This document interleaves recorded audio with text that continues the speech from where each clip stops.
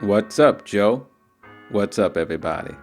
Jeff Fannell, Sports 360. Nearly 4 months after the scheduled first pitch of the Major League season, baseball is finally set to begin. It will be a 60-game sprint, so getting off to a good start is vital for teams looking to contend for the postseason.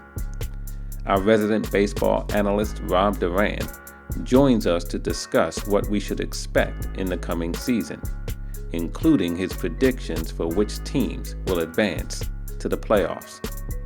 We'll also talk about baseball players kneeling during the national anthem and MLB's surprising response. So settle in as we get ready to talk baseball with Rob Duran on Sports 360.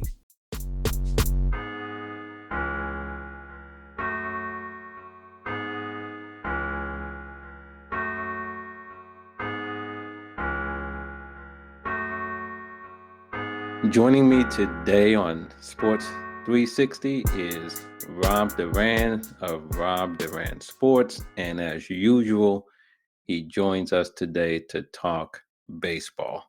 Rob, what's up, man? How you doing?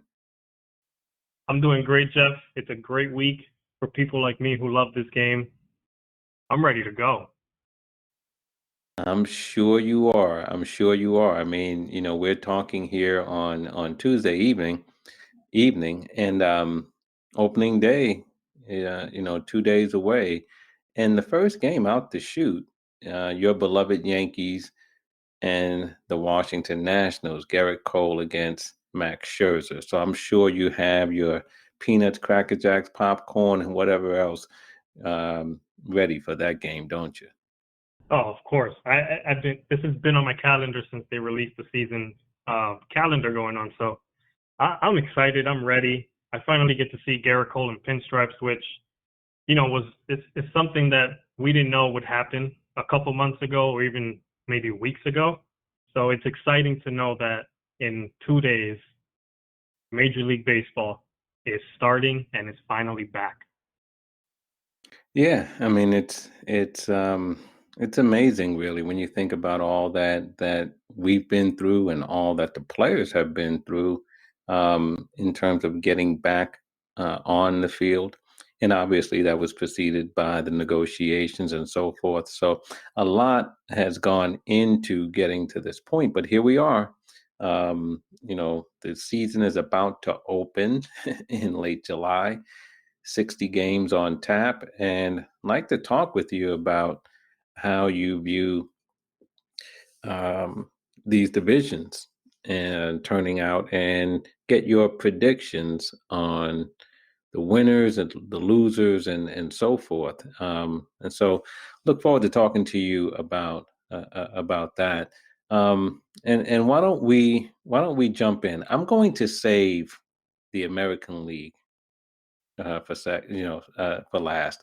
Let's start with the National League, and let's talk about the National League East. And by the way, Rob, last time when we spoke, we were talking about, it was our understanding that it would be three divisions of 10 teams, and apparently Yeah. not, right? MLB is keeping the traditional divisions, and we'll have the three division winners and two wild cards. So with that, let's start with the National League East, where my beloved New York Mets reside.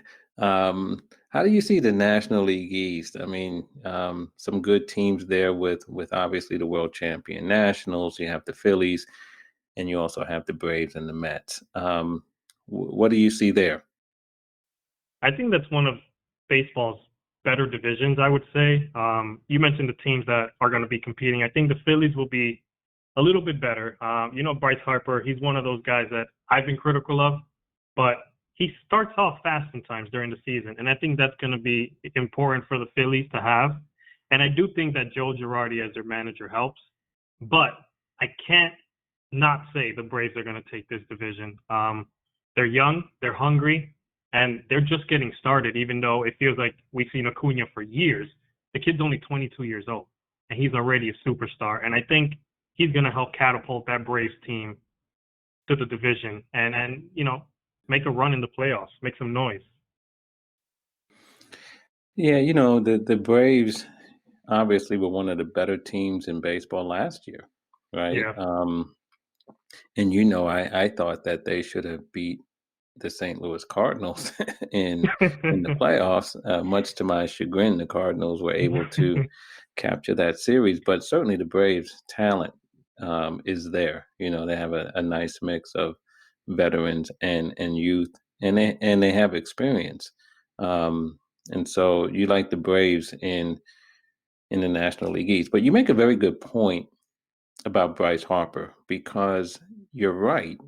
Traditionally, he does get off to terrific starts to Yeah. the season, and if he were to do that, he's the type of player who can carry a team, and that's a talented team too. That But is. Yes, it if is. he leads the charge, and the Phillies get out of the box quickly because Harper is off to a fast start, that could be interesting, right? Because you've said it before, the teams that get off to a fast start, with this abbreviated season, are going to have a significant advantage. Yeah, and another player to look at with the Phillies is Didi Gregorius, former Yankee. He's finally fully healthy. He had the Tommy John surgery last season, and he kind of struggled when he came back, still getting accustomed, to gameplay and pace of play and all that stuff. He's fully healthy this year. So that's a player to watch because he's very productive, and I know that firsthand seeing him over the past few years in pinstripes. Yeah, I would have to agree with you on that too. I mean, being here in the New York area, watching a lot of Yankees and Mets games, Didi Gregorius is a very good baseball player. Yeah, And because he's on the Yankees and they have so many other, excellent players and a lot of name players, and because of the way he goes about his game, he's not flashy or anything like that. He tends to get overlooked, but Didi is a good ball player, yeah. and so it will be interesting. But you like the Braves, nevertheless, in the National League East. Um, what about the National League Central? Now, this is a division I'm excited about because I've been watching this team since last year, and it's the Cincinnati Reds. That's my pick to take this division. We know the Cardinals are there, the Cubs. I don't think the Brewers have that run in them this year. We know the last couple of years they've ended off the season very hot, and that's kind of catapulted them into the playoffs. I don't think they're going to have that luxury this year. They have a lot more question marks this season than they've had in the past. Same thing with the other teams. But I like Cincinnati. I love their rotation. Probably one of the best rotations in baseball. And their offense, I think, it's so balanced and so good. I think that's a team to watch for in the National League. Yeah, and a lot of people, are looking at the Reds as well as a team that has made some investments, have made some good moves. They do have a good rotation, and they have some bats that they've added, Yeah, right, in Moustakas and in Castellanos, and so it will be interesting. And on top of that, though, Rob, I believe the Central is probably at its weakest point that we've seen in some time. You I know, would um, definitely agree with that. for years, for a good run, the Cubs were there, and you would look at them as winning, 95 to 100 games. And as you said, you have the Cardinals, who always do their thing. And for a time too, the Pirates were playing pretty well. And then when the Pirates fell off, the Brewers ascended. You know what I mean? So you always had these Yeah, three teams that were very good. And so a team like Cincinnati typically would not, compete in that division. But things have changed. I don't think that division is as strong as it has been in past years. And so there's an opportunity for Cincinnati this year. So we'll see what happens. yeah, Um, definitely. I definitely agree with that. The Central has definitely weakened a lot over the past couple of years, and I think this is the window for the Reds to take advantage of that. yeah. Well, we'll see. We'll see. Out west, though, do you see any changes there, or should we just punch the Dodgers ticket? Yeah, just punch it now.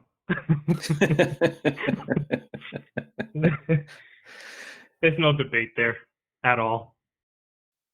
Now, if for some reason there would be a closer division race than we would anticipate out west, which team do you think would give the Dodgers a run for their money? I would be maybe Arizona because of their pitching with the pickup of Bumgarner, but I do like San Diego too, believe it or not. They're one of those teams. When we last spoke, I mentioned some of these teams may just suddenly make it, and you don't expect it. I think San Diego is one of those dark horse teams that, they have Machado, they have Tatis Jr., who's one of the most electric players in baseball right now, and they may be one of those teams that they're they're just having fun, and next thing you know, they're making a run at the Dodgers. I don't think they have the firepower to keep up with LA, but that's a team to watch for as well. I've heard a lot about San Diego and have read some comments about San Diego that they may be the team to watch.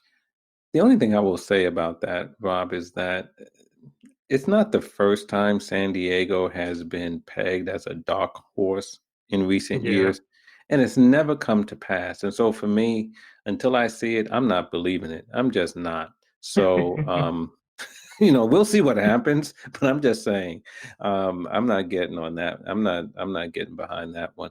And it's not because I don't think what you said was right.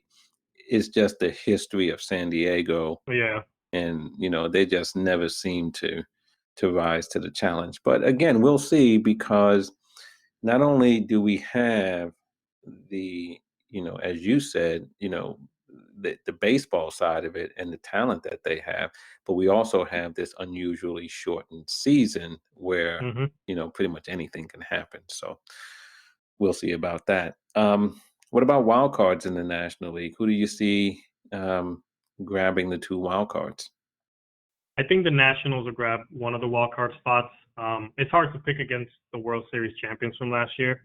I don't think they'll have enough to win the division against the Braves, but I think they definitely have enough pitching. And, they lost Rendon, but Juan Soto is more than capable of leading that offensive charge. And I think they do have enough pieces offensively either way to catapult to a wild card berth. And you'll be happy to hear this one. My other pick for the wild card is actually the Mets. Even with Syndergaard down, I do think the Mets pitching is pretty good. Obviously, DeGrom is who he is. I would say the best pitcher in baseball today. And offensively, with Cespedes, we don't know exactly what he's going to bring to the table, and he's still kind of slowly coming back. But I think they'll do enough offensively to warrant that second wild card. Okay. And when you picked the Nationals at first, I said, man, there he goes, dogging out my Mets. Um, different year, same result. But so I am grateful that you put my Mets in there. I want to say something about the Nationals, though, and you mentioned the player, and that's Anthony Rendon. Yeah, And you said, hey, he's not there, but Soto can lead the charge. And I'm not saying that Soto can't, but I do want to give Rendon and players like Rendon their props because of not only what he does, right? This is a guy who hits, high 300s, knocks in 100 runs, 30 bombs, plays great defense, and all the rest of that. But let's just talk about the lineup. Guys like Rendon not only produce, but they have an effect on the guys in front and behind them. You yeah, know what I mean? And pitches that the guys in front and behind see because Rendon's up there. You know what I mean? yeah. And when you take that out of the lineup, it's a subtle thing, but all of a sudden, guys aren't seeing the same pitches as they used to because you don't have Rendon, because you're not going to replace him. You know what I'm Oh saying? no, Whoever's, definitely you're not not. going to replace him in the lineup. And so I wonder about that. Does Soto get the same pitches that he got last year? Because Rendon was always on base, right? You know what I'm saying? And Yeah. so I don't know. I don't want to overlook that part of it. And I also think too, I'm not hating on the Nationals because they're in the East and they, beat up on my Mets, but the Nationals got hot at the right time and rode that, Yeah. throughout. Not to say they're not a good team, but I don't know. I wouldn't be surprised if the Nationals didn't even make it, to be honest with you. Is that the hot take of the day? Yep. And I'm standing and I'm standing by it. That's my hot take of the day. I don't know to take you seriously or if you were being sarcastic, but that's my hot take for the day. So there you No, have it. actually, you make a good point though, because the presence of having a Rendon in the clubhouse and in the lineup is huge, and I think we'll see that benefit on the other side with the Angels now, with the protection he'll bring with Trout and Pujols and Ohtani and all that stuff in their lineup. So that's a great point, though. Yeah, we'll see how it plays out. But Yeah. okay, so let's go to the American League, and I'm not starting in the American League East. I'm going to make you wait before you gloat. So we're going to go out west and start with the American League West. Who do you see coming out of that division? Surprisingly, I'm going to go with Oakland. I like the way Oakland's lineup is very balanced, and they're one of those teams that we're kind of surprised every single year by them, how they're suddenly in the race, and we may not even notice it, but they're there. So I like Oakland, and their pitching is pretty good. They have a young kid, Luzardo, who's I think he's going to be very good, a lefty.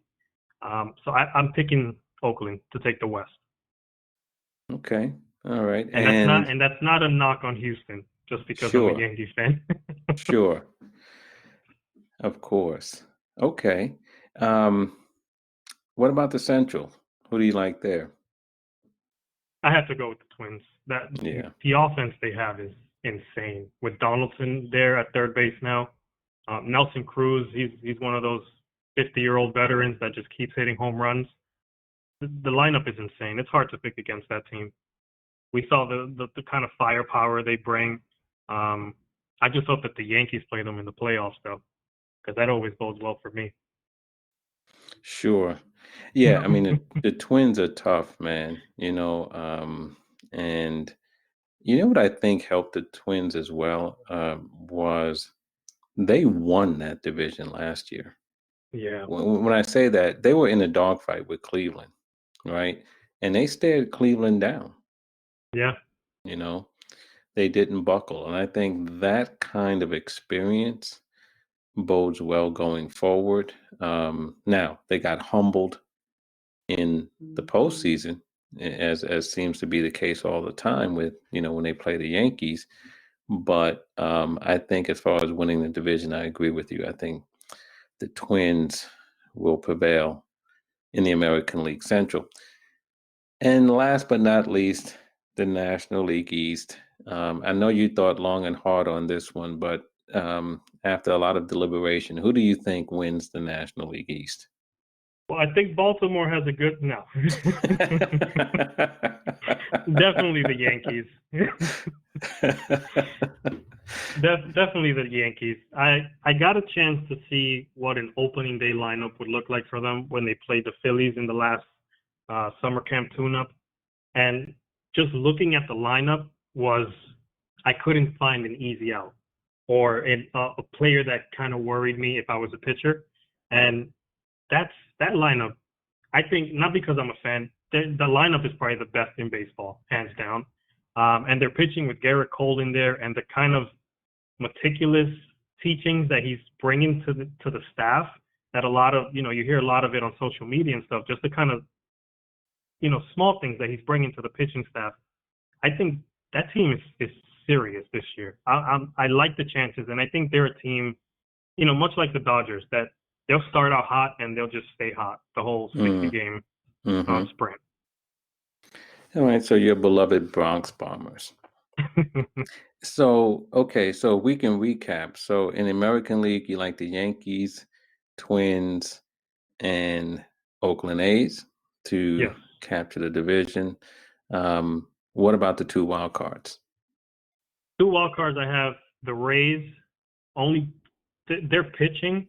They have a three-headed monster with Snell, Morton, and Glass now. That you can't beat that. They're definitely taking the wild card. There's no other team, I think, besides the division winners that can compete with the Rays. And then the Astros for the second wild card spot. Even with all the cheating scandal and stuff going on, they have talent on their roster. It's not like they don't have any talent and the cheating was the only thing that helped them win. The lineup is what they are. They are going to struggle a little bit, I think, pitching wise. Their bullpen has a lot of question marks. And their starting rotation, we don't know what we're going to get from Verlander. He's coming back from an injury and surgery, I believe. Lance McCullers Jr. is coming back from Tommy John surgery. And they lost Garrett Cole to the Yankees. So I think they're going to struggle a little bit pitching wise. But at the end of the day, I think their talent is going to carry them enough to take that wild card.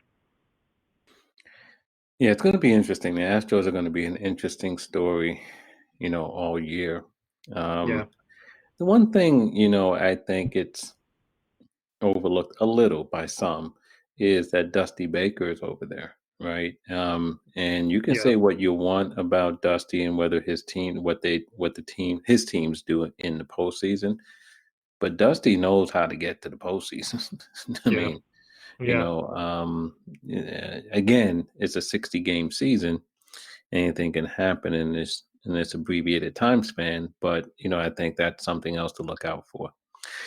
The other thing, Rob, I would say is this: with the Astros today in a game against, I think, Kansas City, three Astros players got hit right by pitch: Springer, Bregman, and Altuve. Yeah. To be honest, Altuve and Bregman, I think they were more glanced by the pitch.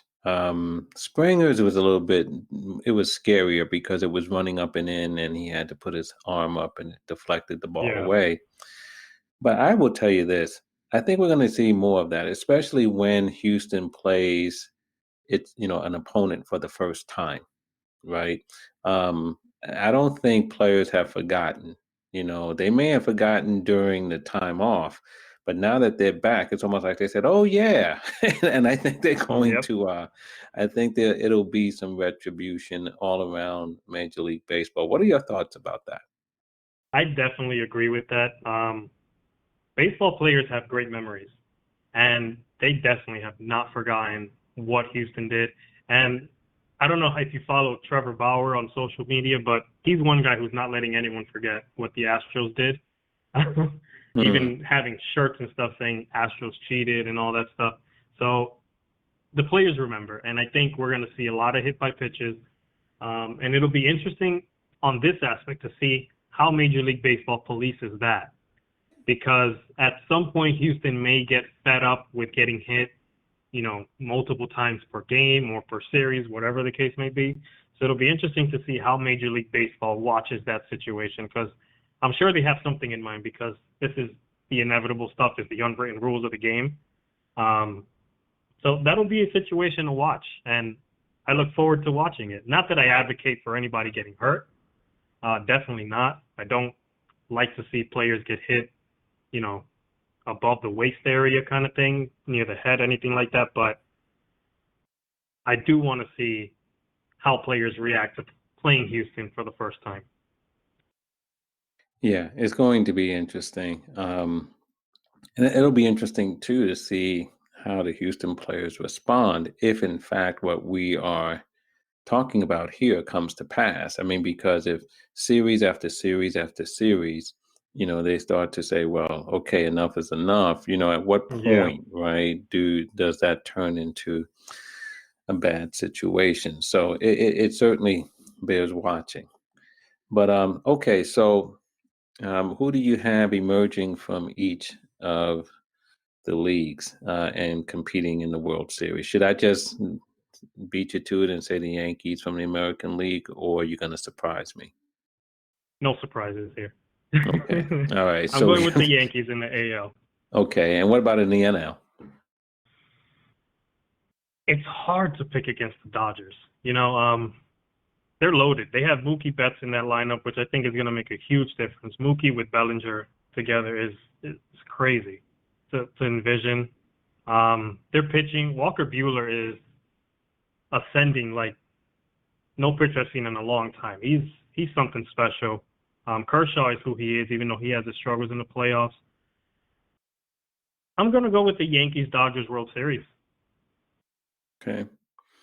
And prevailing will be? The New York Yankees, of course.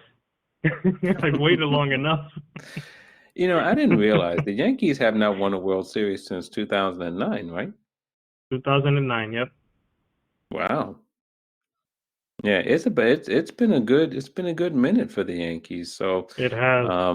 They've had some good teams, but they've been beaten by some very good teams in the postseason, obviously, with their run-ins with Houston.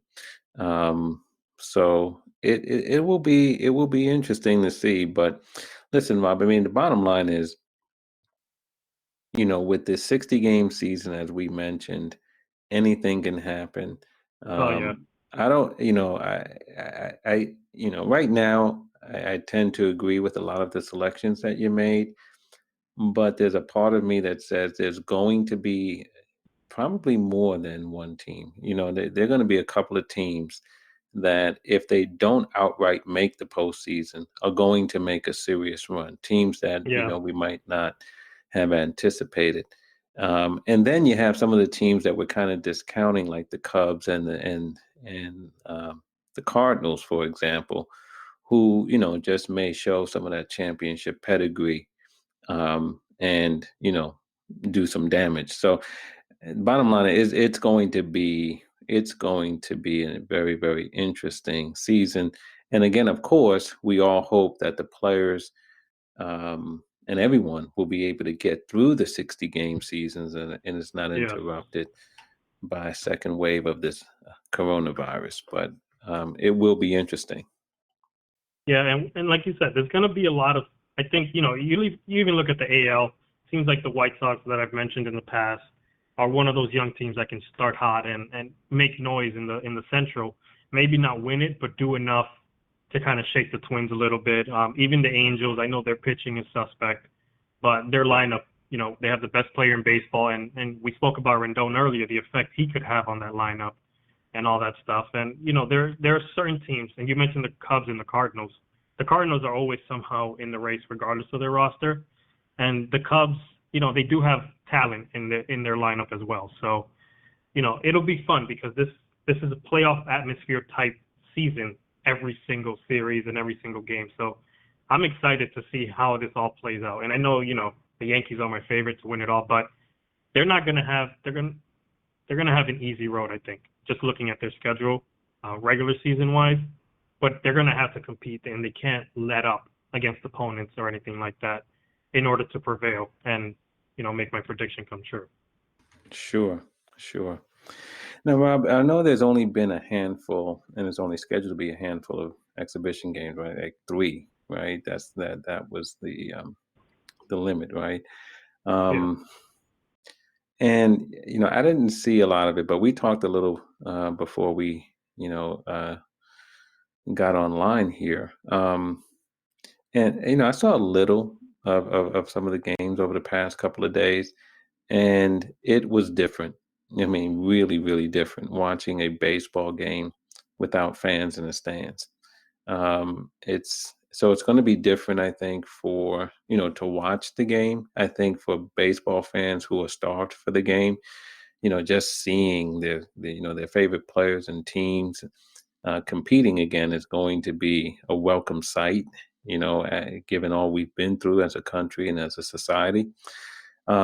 But having said that,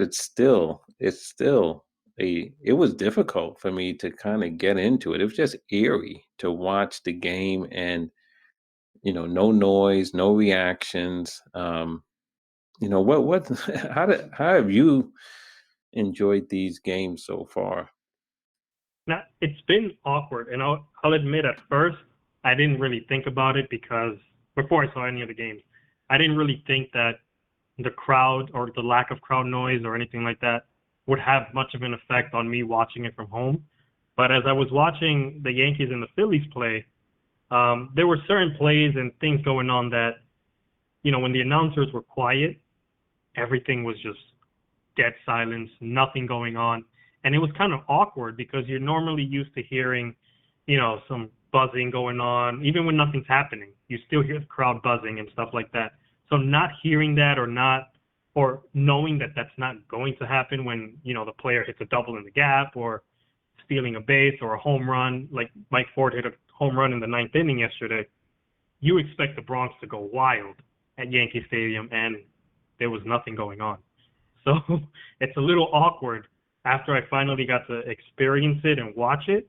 So it was just awkward to not see fans jumping and the camera going around the stadium to show all these fans high-fiving and beer getting thrown up everywhere out of excitement and stuff like that. So it'll be different, I guess is the word, to see baseball without fans or hearing fans or anything like that. It certainly will. And I know it has to be a challenge for the players as well, in addition to everything else. I mean, the very stringent protocols that they have to adhere to, um, the concerns that they have and that won't go away throughout this entire, season Yeah. of, staying free of the virus for themselves, for their families, and for others.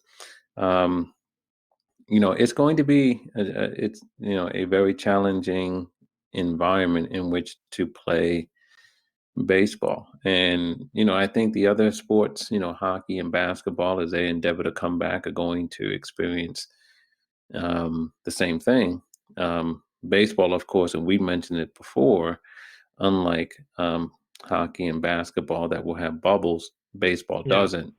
And so there's that added risk. But yeah, certainly not having fans in the stands, it made for a different viewing experience. But like most things, you you'll get used to it, I think, fairly Yeah, quickly. Um, but we'll definitely. have to see about that. And and Um, yeah. one thing I do want to point out is a lot of people, even about the other sports, the NBA and stuff like that, they're kind of discounting what the championship is going to mean at the end of the Hmm. season for whoever wins it. And I think it's actually quite the opposite. I know we've spoken about this in the past. I think it's quite the opposite because this is such a unique situation that, people have to remember that, yes, these people are athletes, but they're also humans. And there's a human aspect to getting used to everything that's going on around you and how different, just driving up to the stadium or to the courts is going to be. Like you have to undergo this testing and all this other stuff before you can actually just go and play the game. So, I don't want to hear any of that, oh, this World Series or this NBA championship is not going to mean the same. It's going to be less than. I actually think it has a little more value to it because of everything that these athletes have had to go through, not just personally, but professionally as well. Yeah, I think there's something to be said about that. All the challenges that all of these players are facing and will have to overcome, and for the team that emerges victorious over all these challenges, I think we'll have something to be proud of. Yeah. It would have to be kept in mind, though, of course, that it happened over 60 games, and so that's nowhere near a full season. Yeah. But you're right. I mean, the challenges that they have to face are like nothing that we've seen.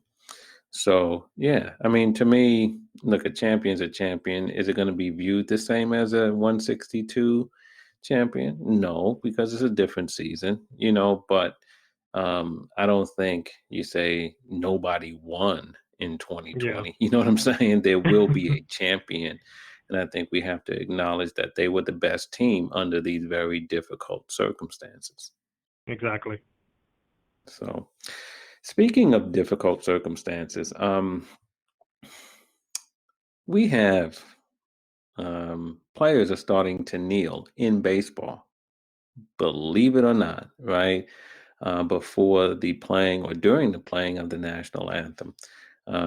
We had some players on the San Francisco Giants and their manager, Gabe Kapler, kneel Monday night.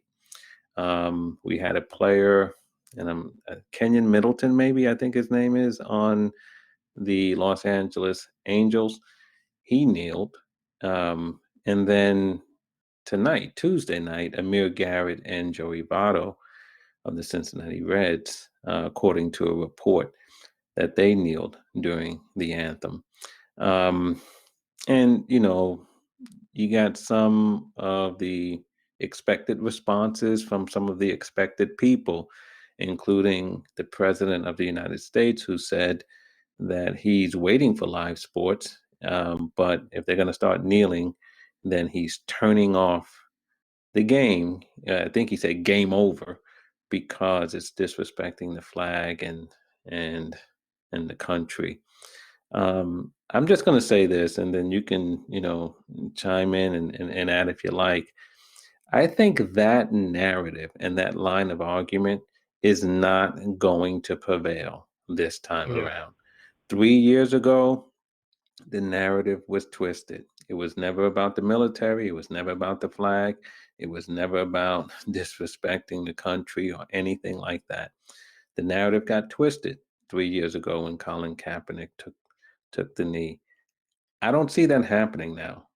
I think people will push that narrative as the president tried to do today, but I think a lot of people, we've seen Major League Baseball push back on it, which is amazing, right? Yes, Major League it is. Baseball took on fans on Twitter, pushed back at that kind of thinking and that kind of commentary. And we know where the NBA stands. We've seen how Roger Goodell has done a 180. So it's a different environment right now. And that old narrative that was never true from the beginning, I don't believe is going to fly. You have any thoughts about any of this? I couldn't have said it any better myself. I'm I'm so tired of hearing that narrative try to get pushed over the message that the kneeling is really about. And you mentioned MLB clapping back at fans yesterday on Twitter.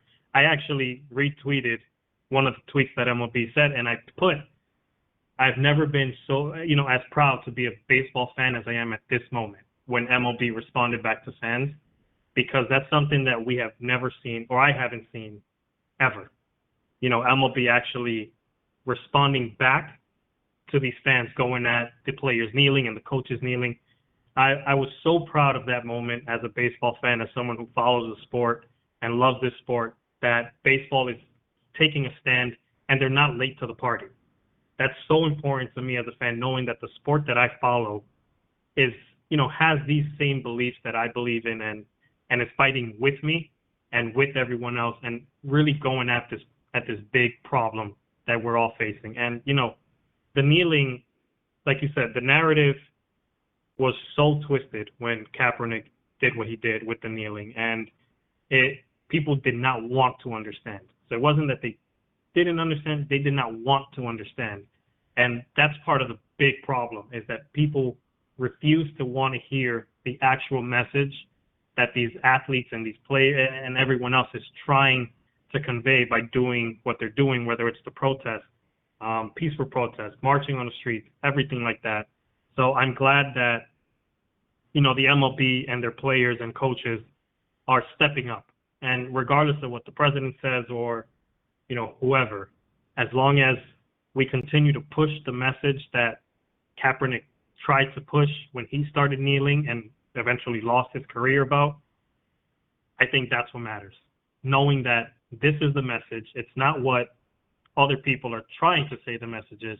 This is what our message is, and we're going to continue to push regardless of who stands in our way. No doubt about it. And, the the atmosphere, the conversation in the country now is just different. It's Yeah, different than it was in 2017, 2018. It's just different. And yeah, in baseball, Bruce Maxwell, was the only player who kneeled, backup catcher for the Oakland A's. He's now playing in Mexico. He's had some well-chronicled problems, a lot of which I think emanated from the fact that when he kneeled, no one else kneeled with him.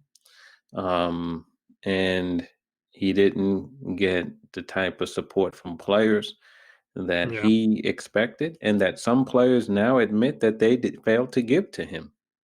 Yeah. And that point right there is huge, because I think what you're saying is, the message is different today. And I think it's because people want to learn and want to become educated on what this really is, instead of just kind of following the crowd that's saying, well, kneeling is disrespectful to the military, it's disrespect. There are people who are actually educating themselves on the social problems going on in America today. And that's huge, because now we're actually, people are actually learning why kneeling is happening, why protests are happening. And that makes all the difference. It does. And, as we approach opening day, I think, the country should expect that there are going to be other peaceful protests, or Yeah. peaceful, demonstrations, expressions, whatever you want to call them. And that the players are going to use their platforms. And, for those fans and others who say, don't bring politics in to baseball and that type of thing. Major League Baseball even responded to that, saying, human rights is not, the struggle for human rights is not political, you know. Exactly. And again, hats off to them for, taking that type of a stand. But it's remarkable that you have, you know, baseball and presumably the NFL, now joining their voices to the, the struggle for racial equality and social justice. I mean, the NBA has sort of been, one of the more progressive leagues out there, but, to see the NFL that was so staunchly against Colin Kaepernick, and then Yep. MLB, which was so stuck in its tradition, and not really being involved in saying anything one way or the other. Both now, joining in and looking to advance this movement, I think says a lot. Yeah. And you love to see it, because, we talked about when the coronavirus stuff, obviously it's still happening, but when the talk of when are sports returning, society needs sports, we need sports, because of the power that sports has on the society. Now we're going to see that the side of it, of the power that they have with this fight for social justice. And we're going to see that translated through the athletes, and, really, we're going to see it out there. And it's great to see that every league is standing up, or kneeling in this case, to put an end to this stuff. It is. And so that's another storyline as we embark on this unusual season in what has been a very unusual and challenging year. That's going to be one of the storylines as well, with players expressing their views about what's going on in the society around them. So it's something to keep our eye on as well. So, all right, Rob. Well, as always, brother, good talking with you about baseball and other things. And look forward to the season. Um, you know, I hope your prediction about my Metsies comes true. But we will continue to stay in touch as we go through this season, and have you back and continue talking Major League Baseball. Always enjoy talking with you. So thanks for coming on today.